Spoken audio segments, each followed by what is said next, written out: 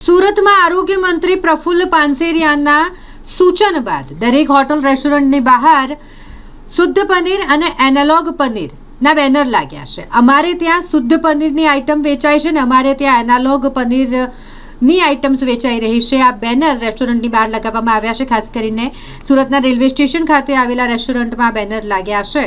જે ગ્રાહક અમારે ત્યાં જમવા માટે આવે છે, કંઈક ફૂડ આરોગવા માટે આવે છે, ત્યારે તેઓને ખબર હોવી જોઈએ કે તેઓ શુદ્ધ દૂધમાંથી બનેલા પનીરનું આઇટમ ખાઈ રહ્યા છે કે પછી એનાલોગ પનીરથી બનેલી વાનગી આરોગી રહ્યા છે, અને માટે આ જણાવવું ખૂબ જ જરૂરી છે। બંને સરકાર માન્ય છે, બંને પનીરનો ઉપયોગ કરી શકાય છે, બંને હેલ્ધી પણ છે, પરંતુ ગ્રાહકોને જાણ હોવી જોઈએ। અને માટે જ્યારે આરોગ્ય મંત્રી પ્રફુલ્લ પાનસેરિયા દ્વારા આ મામલે સૂચન આપવામાં આવ્યું તો હવે હોટલ રેસ્ટોરન્ટ દ્વારા પણ તેને માન્યતા આપવામાં આવી રહી છે, અને તેમની સૂચન બાદ હવે બેનરો જોવા મળી રહ્યા છે। રેલવે સ્ટેશનની બહાર રેસ્ટોરન્ટમાં આ બેનર લગાવવામાં આવ્યું છે શુદ્ધ પનીર અને એનાલોગ પનીરને લઈને। એ હેલ્થ ડિપાર્ટમેન્ટથી જેટલા પણ રેસ્ટોરન્ટ્સ અને જે પણ ખાવા પીવાની જે આઉટલેટ છે એને ઇન્સ્ટ્રક્શન્સ આવ્યું છે કે બે પ્રકારના પનીર આવે છે। એક તો દૂધનું બનાવેલું પનીર એટલે શુદ્ધ પનીર, અને બીજું એક તેલનું બનાવેલું પનીર આવે છે જે એનાલોગ કહેવાય છે।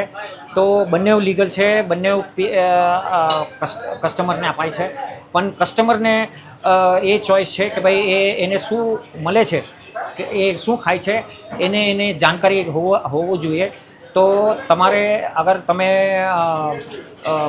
શુદ્ધ પનીર યુઝ કરો છો તો તમને પોસ્ટર લગાવવું પડશે કે હું શુદ્ધ પનીર યુઝ કરું છું, કે તમે બીજું અગર તમે એનાલોગ પનીર યુઝ કરો છો તો તમારે એનાલોગ પનીર વાપરું છું કરીને એવું પોસ્ટર લગાવવું પડશે।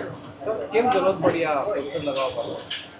એકચ્યુઅલી એમાં જે બંને જે પનીર છે એમાં ખાસો ડિફરન્સ છે, કેમ કે જે દૂધનું પનીર છે એ કોસ્ટલી પણ આવે છે, અને એ બધા યુઝ કરી શકતા, કેમ કે એનું કસ્ટમર્સ અગર નીચલું ઇકોનોમિક સ્ટેટસ એનું નીચે હોય તો એ પેલું એનાલોગ યુઝ કરે છે। પણ હમણાં જે એટલું બધું ક્વોન્ટિટીમાં જે રેટ્સ પડ્યા છે ને એમાં જેટલા પણ આવ્યા છે તો બહુ મોટું પ્રોબ્લેમ થઈ ગયું છે। તો એટલું જ છે કે કસ્ટમરે કે ગ્રાહકે અવેર થવું પડશે કે ભાઈ હું શું ખાઉં છું, અને એ કશે પણ જશે તો આ પોસ્ટર તો લગાવવું ફરજિયાત બની ગયું છે। પણ અગર કશે તમે જોયું કે ભાઈ આને પોસ્ટર નથી લગાવ્યું તો તમારે પૂછવું જોઈએ કે ભાઈ તું કયું પનીર યુઝ કરે છે। ઓરિજિનલ પનીર યુઝ થશે તો ભાવમાં કંઈ વધારો થશે? એ એકચ્યુઅલી ઓલરેડી ભાવ વધારે જ છે, જે અસલી યુઝ કરે છે।